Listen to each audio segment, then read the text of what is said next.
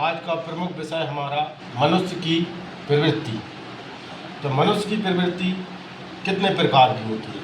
मनुष्य की प्रकृति मैंने लगभग 4 प्रकार की देखी है। एक पशु, एक मानव, एक दानव, एक देव और एक संत। पशु पहली प्रकृति के बाद में बात करते हैं हम पशु। तो केवल जो अपना हित साधे, जो केवल अपना हित साधता है वह पशु प्रवृत्ति का मनुष्य कहलाता है।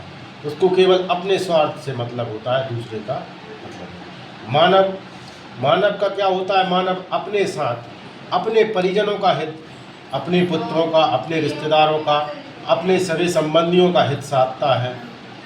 किसी प्रकार उनके कल्याण के काम हेतु, कल्याण हेतु वह निरंतर कार्य करता रहता है। वह मानव की प्रवृत्ति होती है। दानव जो किसी भी तरह अपना सुख देखना, किसी भी तरह मेरा भला हो। जैसे आसुरी प्रवृत्ति के कई पुरुष, कई लोग हमने देखे हैं इतिहास में, जैसे कि रावण, कंस, दुर्योधन, हिरण्यकश्यप, हिरण्याक्ष, ये सभी लोग आसुरी प्रवृत्ति के थे। ये दूसरे के दुख में ही अपना सुख देखते थे, मतलब ये किसी का सुख नहीं देख सकते। देव कौन होते हैं? जो दया करें, करुणा करें, पुकारने पर आ जाएं, लोगों का हित चाहे। जैसे पृथ्वी, भूदेवी, वायु, पवन देव, अग्निदेव, सूर्यदेव, ये सब दैवी प्रकृति से परिपूर्ण है, जो दूसरों का भला करने में, पुकारने में सक्षम करते हैं, उनको उन पर ऊपर दया करते हैं। चौथी प्रकृति होती है संत लोगों की। संत क्या करते हैं? अपने त्याग से लोगों का उद्धार करते हैं।